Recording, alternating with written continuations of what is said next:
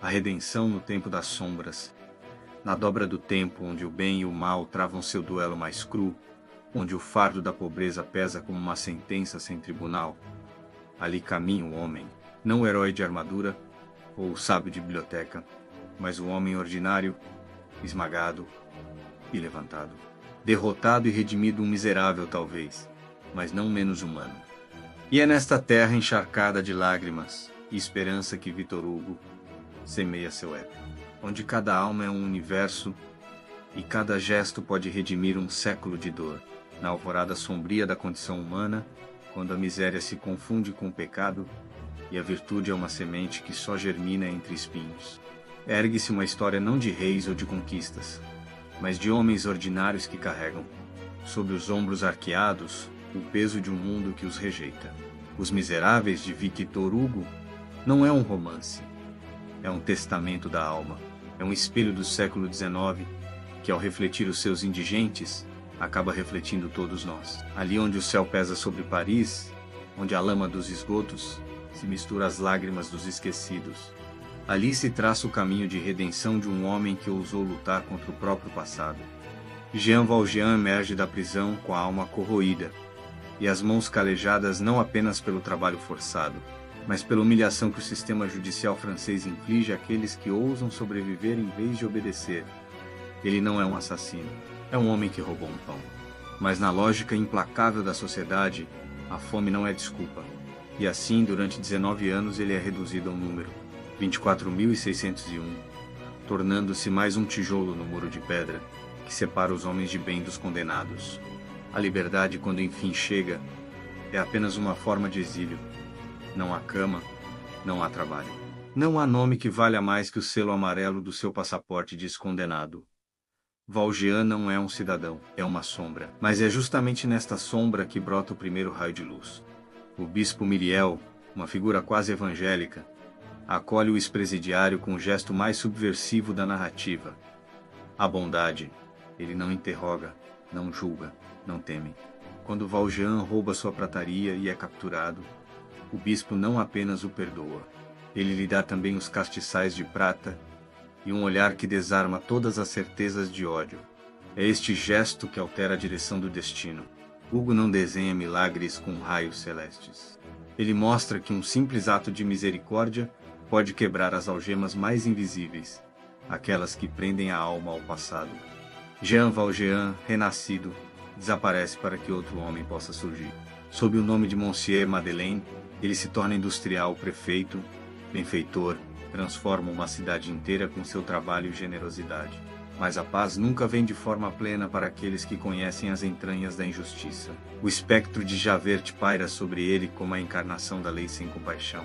O inspetor acredita na ordem como dogma, na punição como redenção e no erro como sentença eterna.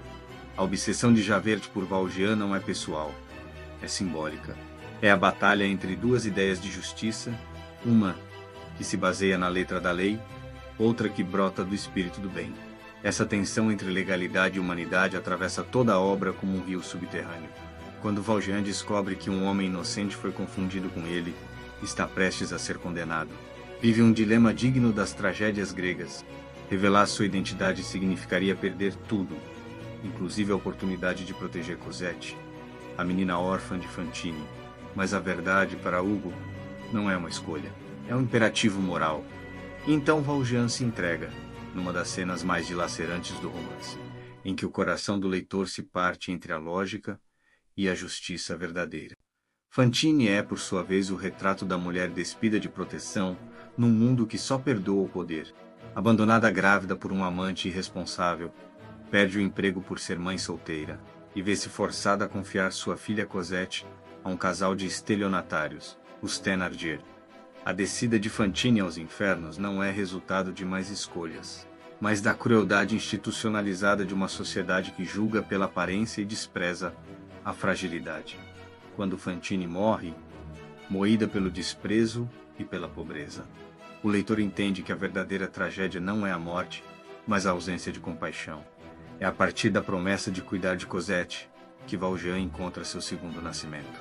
Ele a resgata do cativeiro emocional e físico em Monte Fermeil, onde a menina era escrava da hipocrisia disfarçada de caridade dos Thénardier. A relação entre Valjean e Cosette é de redenção mútua. Ele a salva da crueldade do mundo, e ela lhe devolve a inocência que o sistema lhe roubou.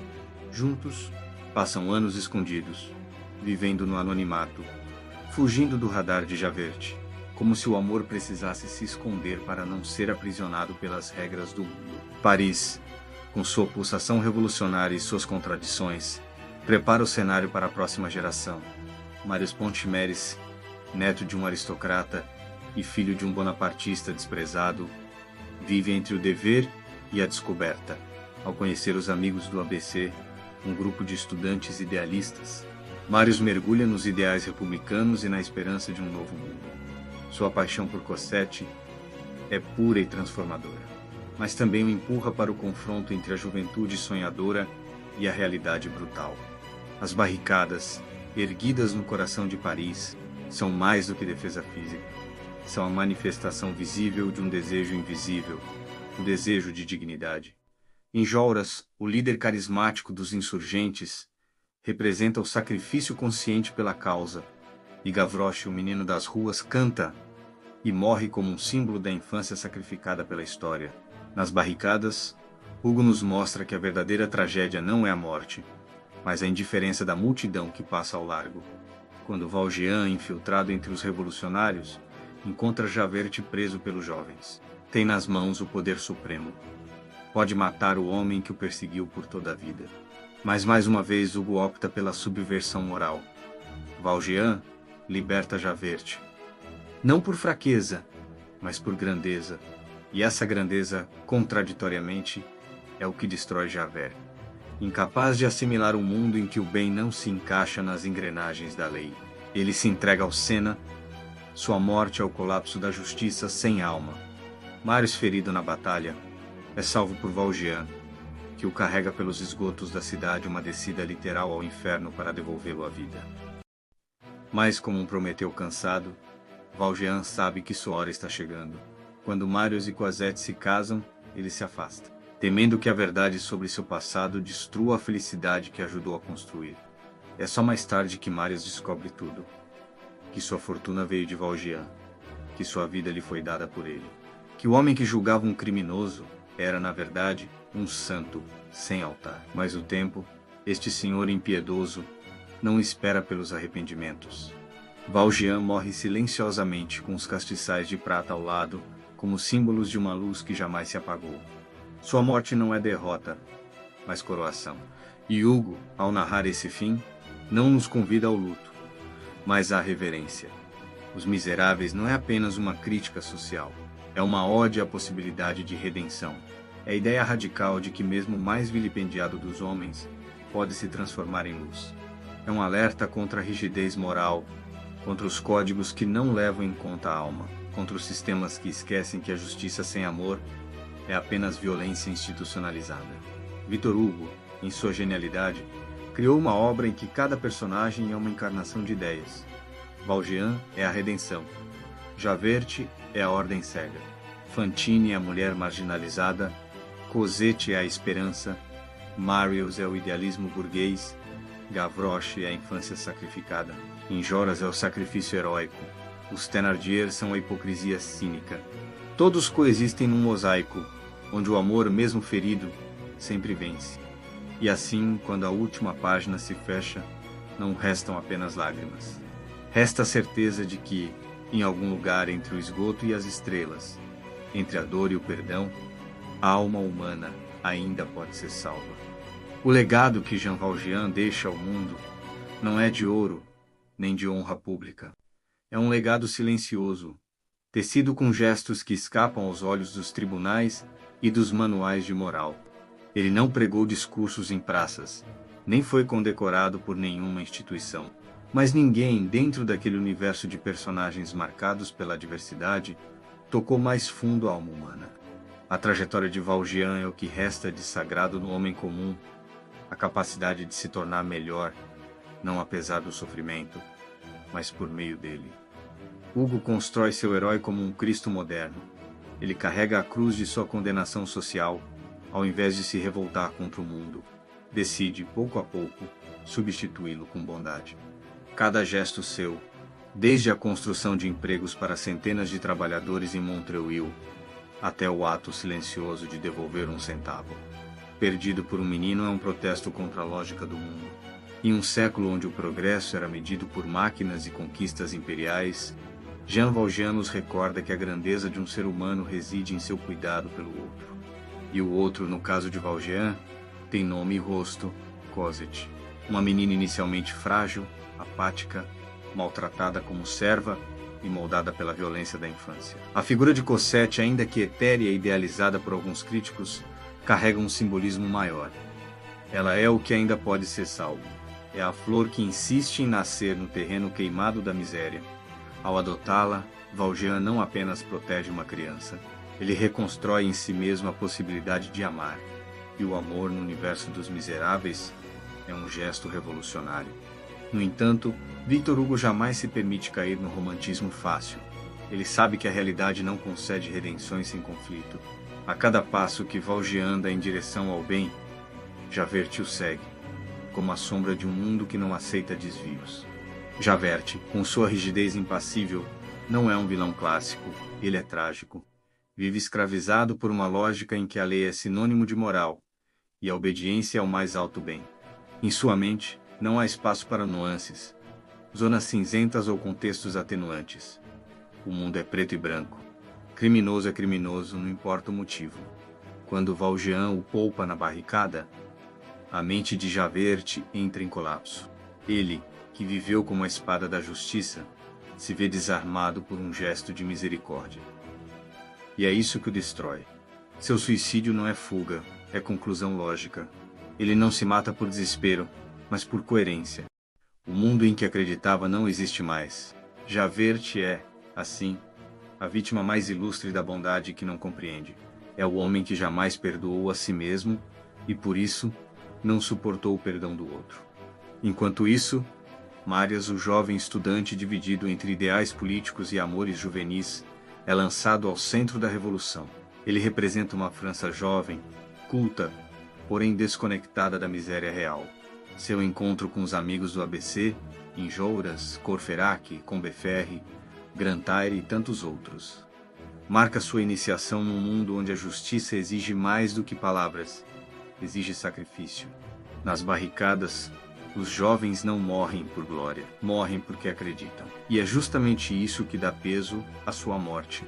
Enjolras, belo, austero e sereno, morre com um olhar fixo na esperança. Grantaire, bêbado e cínico, morre ao seu lado, porque no fundo também acreditava. Gavroche, que jamais teve um lar, morre com dignidade, como se sua morte fosse um protesto contra uma infância roubada. As cenas da insurreição, descritas com ritmo épico, são o ponto alto do romance enquanto denúncia política. Hugo não é neutro. Ele clama pela necessidade de revolução, mas denuncia a cegueira da violência. Ao mesmo tempo em que honra o sacrifício dos jovens, lamenta a surdez da sociedade que os deixa morrer.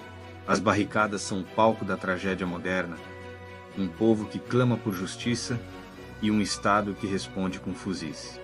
Marius, salvo por Valjean, retorna ao mundo dos vivos sem saber a que preço.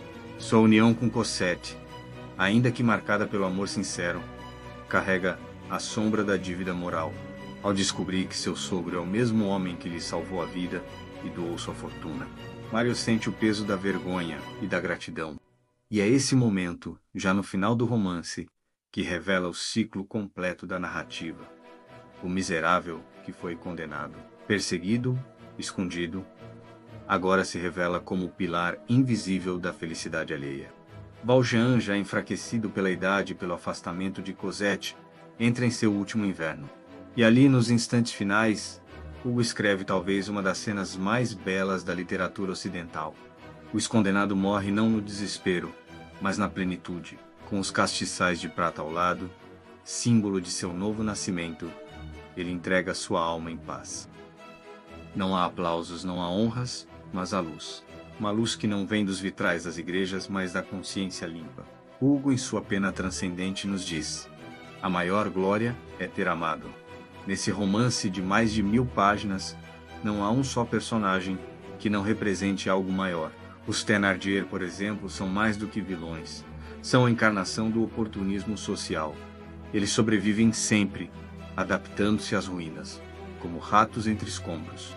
Através deles, Hugo mostra que a pobreza não é sinônimo de virtude, que a miséria moral tão profunda quanto a econômica, e que muitas vezes o verdadeiro inimigo do povo não é o rei, mas aquele que explora o sofrimento alheio para enriquecer. Já Eponine, a filha dos Thénardier, nos oferece uma das personagens mais comoventes da obra. Apaixonada por Marius, sabe que jamais será escolhida. Sua solidão é de outra natureza. Ela não tem lugar no mundo, nem mesmo na utopia. E ainda assim, ela morre para salvar aquele que ama. Sua morte, discreta e marginal, é talvez mais humana que todas as demais. E é nesse detalhe que reside a grandeza de Hugo. Ninguém é pequeno demais para ter sua dignidade. Os Miseráveis é um livro que atravessa continentes e séculos, porque fala daquilo que é eterno. O embate entre a injustiça e o amor. Sua crítica não é à França, mas ao mundo. Sua esperança não está nos governos, mas nas mãos que se estendem. A cada página, sentimos que o autor não apenas narra, ele grita. Ele brada contra as instituições cegas, contra o conformismo, contra a covardia moral, e ao mesmo tempo sussurra. Sussurra que a bondade existe, ainda que tímida, que o bem resiste mesmo calado, que ser justo às vezes significa romper com a lei, e que acima de todas as hierarquias e castigos, o amor sim, o amor é o único juiz verdadeiro. Ao terminarmos esta leitura monumental, não deixamos o livro da mesma forma que entramos. Hugo não apenas conta uma história, ele nos transforma. Ele nos obriga a olhar para os miseráveis ao nosso redor e dentro de nós. Porque todos em algum nível já fomos Valjean, ou Fantine, ou Javert. E é nesse espelho que a literatura atinge sua mais alta função: revelar o que somos e o que poderíamos ser. A grandeza de Os Miseráveis não repousa apenas em sua densidade narrativa, mas em sua capacidade de iluminar zonas obscuras da existência humana. Aquelas onde o discurso jurídico, a moral religiosa e as convenções sociais falham. Victor Hugo, com sua visão profética, antecipa discussões que o século XX sequer ousaria enfrentar abertamente.